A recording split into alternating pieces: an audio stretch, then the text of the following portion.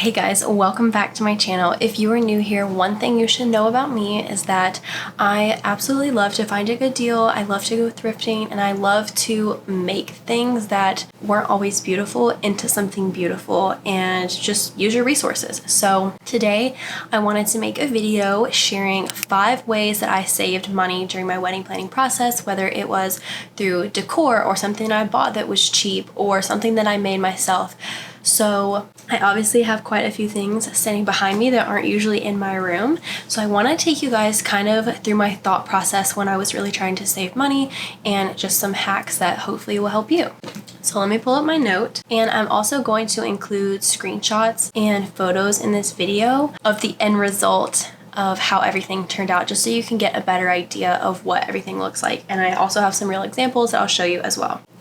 Okay, so the first way to save money is make your own wedding invitations. I cannot stress this enough. I looked at wedding invitations on Zola and The Knot and different places for a really long time before I even got engaged, because I wanted my invitations to match my vibe and my style, and I just did not see anything out there that was uniquely designed for what I wanted, and so I knew that I wanted to create something that was custom for us. So what I did is I made a Canva Pro account.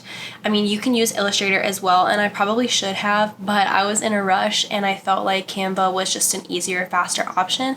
And I feel like with someone, so for those who don't know, graphic design was my minor, but even if you don't have that as your minor, I feel like Canva is such a good resource to create those. So what I did is I went on Canva and I started finding my color scheme that I liked. I started finding fonts that I liked and shapes that I liked. So I knew I wanted a floral element in there, but I also wanted something that felt more modern. I wanted this mauve color that you see in the background, and I knew that I wanted a classic and timeless font on my invitation. So those were all key elements and words that I used when planning that out. What I did is I made one document. I had the invitations together, I made I made the invitations together, and I made the info cards that basically explained our wedding website, all the information that they would need for the hotel, etc. And then I also designed our sign, our welcome sign, and I'll show you that as well. Here are my invitations. So number 1, the hack is to create on Canva, save as a PDF for print, then save it to CMYK. That is going to give you the highest quality color when you go to print your invitations out. So what I did is I used Staples printing, and I want to say it was $60 to print 150 invitations. So if you think about it, you really don't need a lot of invitations, because let's say your guest count is 150 or 200. You really are not going to need 200 invitations. You really only need about maybe 75, because you have to pare it down to groups. So that definitely relieves a lot of pressure when thinking about how many you have to print. And what I really like about Staples is that they included the envelopes as well. So I will show you our invitations. So this is what it looks like, and also something I would recommend is only using 2, max 3 fonts on your invitations, because if you start using more than that, it's going to look really messy and sloppy, and it's not going to be cohesive and be visually appealing. So here's our invitation. Okay, so here's the floral pattern that I liked, but I also had a geometric shape. And then I had a very simple font at the top, kind of a smaller one, then this matched, and then I wanted our names to stand out, so that's what I did. And then I had the information kind of smaller in the bottom, and then when I put reception to follow, I matched our names so that it just was kind of cohesive. So that's the invitation. And then I have the info cards, so let me show that, or the details cards. These are the details cards. I love them, and basically I just follow the same color scheme. I use the same florals, the same font, and I want to say that this font is similar as well that I used for like the main information. But anyways, those are the ones I made. And then let me show you our sign. Actually, I might not be able to. I'll insert a picture of the sign here, but basically I wanted that same thing. I wanted the same font, which I use. I didn't want it to say welcome to our wedding. I wanted it to be very timeless, to where we could hang it in our home and it would just be a nice piece of decor, and that's what we've done. We've hung it above our bed, and it would stand out a lot more if the colors of our walls were darker, but we rent so we can't paint them. but it's just very classic, and it has an arch in the middle. It has our names and the date and a small Bible verse at the bottom, and I really, really love that. And I also made that in Canva, and the nice thing is you can just copy and paste the fonts over that you want, so that everything throughout your signs, your info cards, your thank you cards, your invitations, everything's cohesive. Okay, so that's tip number 1. Tip number 2 is to make a Pinterest board with decor and inspiration, so that if you are out at Target or Hobby Lobby, I didn't get as much there, but either one of those places, but if you were out somewhere, say a thrift store or a flea market, because I had a visual representation of what I wanted, I was able to find those items a lot easier, and they just stood out to me when I was shopping. So that was really, really nice to do. So I'll put some examples of my Pinterest board here and kind of the inspiration that I was pulling from. I mean, I had a little bit to plan, like a couple of years to kind of get some inspiration, because we've been talking about getting married, and then we were engaged for 18 months. So that is the second thing, because if you were trying to buy decor all at once, which I kind of did towards the end because I was scrambling with like candles and stuff, you're going to spend a lot more money than you would if you spread it out over a longer period of time and you can curate it. So the third tip is to make your own table runners. Now, this is something that made me a little bit nervous, but it was something that I was just up for the challenge for. So what I did is I ordered, I think, 70 yards of cheesecloth from a bulk website. I wasn't even sure if it was legit, but I found it one day, and I want to say it was $90. But if you think about how expensive cheesecloth runners are on Etsy, and I can't even remember the price, but I remember it being so outrageous that I was like, I need to buy this in bulk and do it myself. So that's what I did, and there, I can include a link below with the tutorial that I used, but basically I cut it. I measured how much I would need per table, and I wanted them to like overflow a little bit on the edges, and I'll include a picture here of what it ended up looking like.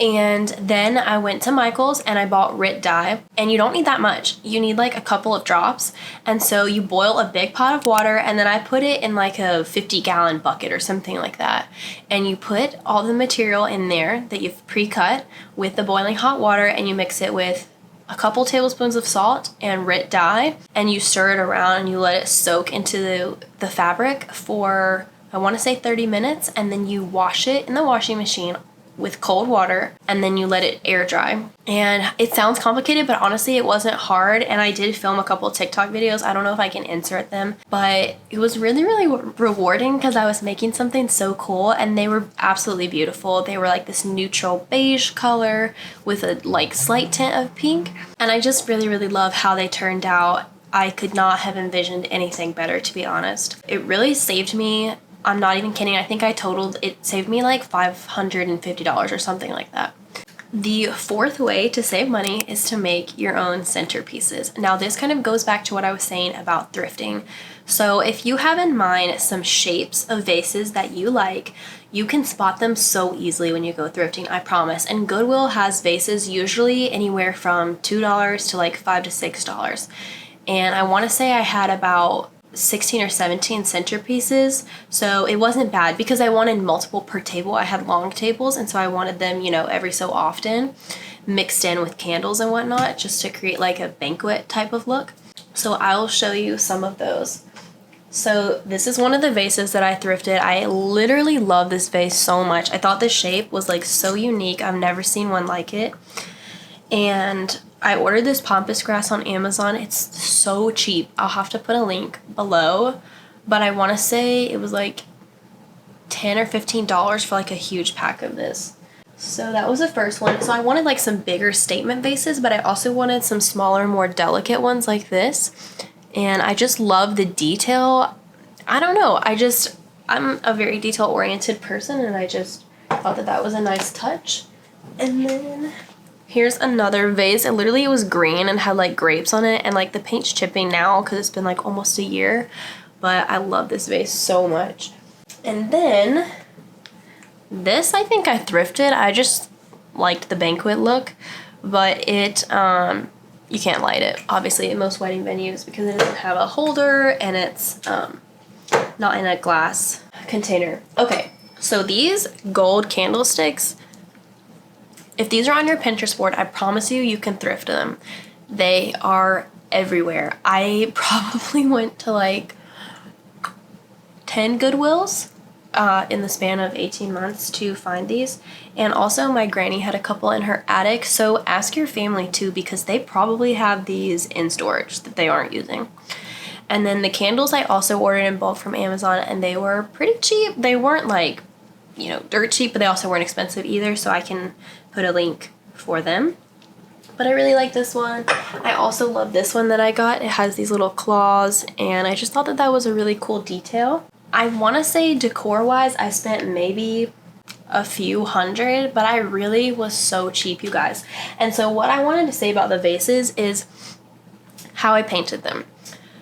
This is, everybody does this probably, but I just wanted to explain to you so that it will make it easier. So basically I went to Home Depot or Lowe's, I can't remember which one, and I got sample colors. I didn't even buy like a gallon. And I mixed it with baking soda and I painted. My friend helped me paint a lot of them, and then my mom helped me do the rest. But I picked two colors. I wanted the mauve darker color to balance out this lighter, like light pink, beigey color. It does need about 2 to 3 coats because a lot of the times it will look transparent when you do the first layer. But if you just get some newspaper and lay them out and like take a couple hours on a Saturday, I promise you it'll be worth it, and they look so beautiful. I'm gonna put a lot of pictures in here, hopefully, of what they looked like, because when everything came together, it was literally like my dream. And my wedding planner helped a lot to get that together. So the 5th way to save money, and I have more things, and it's not to say our wedding was like dirt cheap, but there were certain things where I was like, no, absolutely not, like I'm gonna save money. So the 5th thing, which is technically 2, is that I ordered my veil and my shoes from Amazon. When I went to try on my wedding dress, they put a veil on that was absolutely beautiful, and I asked, how much is this veil? And they said $1,200. And I literally almost like threw up, because I was like, there's no way. There's no way that someone would pay $1,200 for this veil. So I was like, okay. I wanted a cathedral length veil that had a little bit of lace on the edge that kind of matched my dress. And I started looking on Etsy, and at first I was seeing things for like $130, so I was like, obviously that's a lot cheaper than $1,200, but I was like, I think I can get it cheaper. So I kept looking on Amazon. I kept finding ones that I kind of liked, but they just weren't the right vibe. And finally I found one. I love it. It's absolutely beautiful. It was like my dream veil, and I think it was like $30 or $40. So it doesn't get much better than that. And then the next thing is my shoes. This is like part of point number 5. I also got them from Amazon, and I am maybe not the best person to ask when it comes to shoes because I'm not super picky. I hate high heels and I didn't care too much about the aesthetic. I wanted them to be more comfortable, and no one's really like gonna see your shoes anyway. Like, I promise you, it's not worth it to like splurge. So I want to say my shoes were like $20 or $30 from Amazon, and I can put the link for both of those things below. But I am so glad that I did not I kept looking at like the Beholden website and wanting to get nicer shoes and jewelry and things like that. But at the end of the day, I was like, it's not worth it. Like, I would rather splurge in other areas, whether it be photographer or honeymoon or whatever it is. And I also got my jewelry from Target. Guys, I think I wore like a gold bracelet, a gold necklace, and gold hoops, and they were all from Target, and I still have them, and they were nice. And you don't have to like go crazy in order to look really nice. So anyways, I have been talking a ton. I'm sorry. And I hope that you guys have enjoyed this video. I hope that you have learned something from it and gained something that will help you save money for your wedding, because I know it can be a really stressful time, overwhelming when you go to actually look at all the finances and you realize how everything breaks down and that it is extremely expensive to get married. Save up in advance. That's all I'm gonna say. Also, I made a detailed list with all the things that we would need for the wedding, and I also made a song list for the DJ. So if you want me to make a video talking about either of those, please comment below and let me know, and I would love to talk about them as well, and any other tips for saving money and thrifting. So I love you guys. I hope that you have gained something from this video and enjoyed it and seen the pictures and the decor and stuff, and I will see you in my next video. Bye.